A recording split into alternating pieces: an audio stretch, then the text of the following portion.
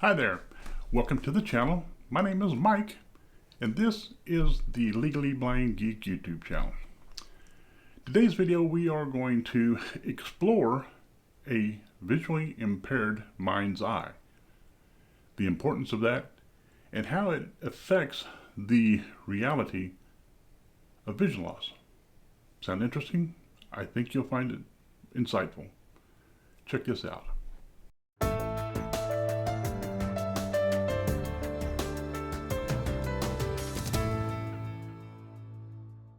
Okay, hi. Welcome back to the channel for those that have subscribed. If you're new to the channel, thank you for checking this out.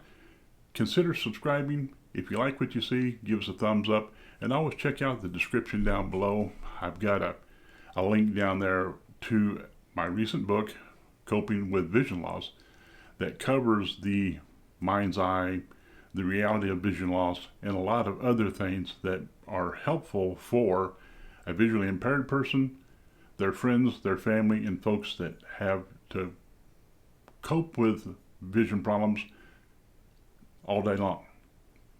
Make sense? I think you'll find the information useful.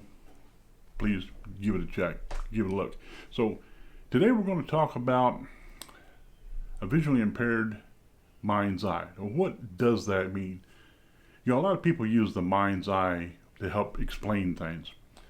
For a visually impaired person, a lot of times what we don't see kind of has us guessing, maybe using some memories, maybe being creative, maybe imagining things that are not there. And in those cases, our mind's eye helps us to sort through all the clutter, to try to make sense of what it is that we are experiencing that we just don't have the visual acuity to understand. For instance, all of our senses kind of work together, and as we become visually impaired or we start to lose some vision, you know, whether you're nearsighted, farsighted, age-related vision loss like myself due to the histovirus, I'm legally blind because of scar tissue in my eyes. We have spots that we can't see very well. Me, I have no central spot of focus. For someone that is nearsighted, they see stuff that's up close better than they do stuff that's far away. Subsequently, those that are farsighted, their arms aren't quite long enough sometimes. Make sense? So what happens as we gather memories, our brain stores away that this looks like, smells like, feels like a certain situation or a certain item. For instance, if you're sitting in a room and you feel the pressure change because somebody opened the door and it was quiet enough that you really didn't hear it, but you felt that pressure change, or maybe you did hear the door open and close. Okay? You didn't have to see somebody come into the room or come into the house, but you sensed that because, one, the door opening and closing means somebody's coming in, right? Or the pressure change means that a door was opened or closed, or a window was opened or closed. Something changed the environment in which we're in. Our mind's eye will kind of compile that information with memories and a little bit of imagination and come up with hey, somebody just came in the front door, the back door, or the garage door, or opened a window. Make sense?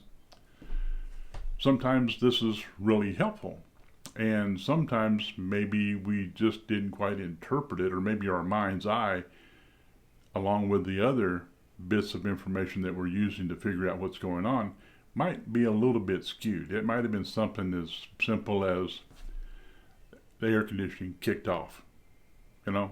But anyway, we have this always going on. This battle is always going on in our mind's eye to suggest what's going on to help make up for what we can or cannot see. Make sense? So the mind's eye for a visually impaired person can be a great thing, and it also can be one of those things that just kind of adds to the frustration. Another situation, if you're sitting in a room or you're sitting out and about, say you're sitting in a park, and you're waiting for something, whether it's a bus to come or maybe you're waiting on a friend to meet you there, and you don't see all that well, but you recognize what their footsteps sounds like, or you recognize how they move, if they bounce up and down or if they glide right along, and you see somebody coming towards you that mimics that recollection, remembers that mind's eye image, that memory. You might say, "Hey, how's it going?" And it'd be a complete stranger, and they're just like, well, hello, but I don't know you. Can be a little bit awkward, but those are the kinds of things that do happen. Additionally, another sense may tell you, hey, you smell a certain cologne or aftershave, and you know that your friend or the person that you're waiting on wears that particular cologne, aftershave, perfume, whatever it happens to be. Sometimes it's body wash, sometimes there's skin lotion. There's all kinds of fragrances out there that tend to influence us as to something familiar. Make sense? So these are the kinds of things that our mind's eye is telling us that we're seeing, backed up by other senses. Make sense? So a lot of times when we're trying to do things and we can't see it all that well, our touch, our sight that we do have, and our touch, tactile clues, hearing things, helps us to interpret what's going on. Our mind's eye kind of tries to fill in the blanks as to what is actually going on. I know this is a really simplistic way of going at it and talking about it, but I get into more of the meat and potatoes of the visually impaired mind's eye in my book, Coping with Vision Loss. So if you're curious and you want more information about maybe some of the scientific data and some of the research that backs this kind of things up and some references, check out my book. The descriptions in a digital copy or paperback copy are available.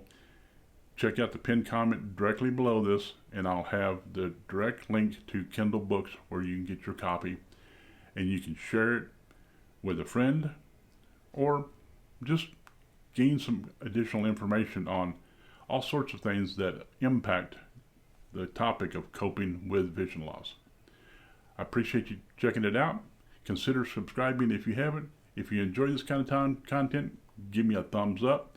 I'd love to hear from you in the comments section down below what you think or how the mind's eye impacts yourself. I don't really care if you're visually impaired or if you have normal vision. How do you use your mind's eye? Is it an asset? Does it get you in trouble? Love to hear from you. Thank you so much for your time. I do appreciate your time. I'd really appreciate it if you give me a thumbs up. Take care of yourself. I'll catch you in the next video now. Bye-bye.